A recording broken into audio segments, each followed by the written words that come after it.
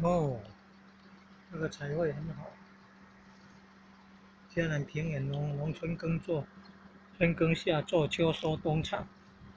农场你看，古代用牛车载送那个稻谷，要用人力搬运很辛苦。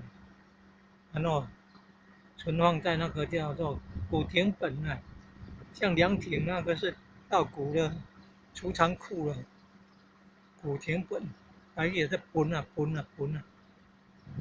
本机那个本啊，谷田本，它用牛车载稻谷哦，很辛苦。古代用牛拉的都很辛苦。哦，现在有机器收割了，机器车辆载送很方便了。这条路要往那个日治时期明月家吴敬怀先生的老家的路，2、3路钟就到了。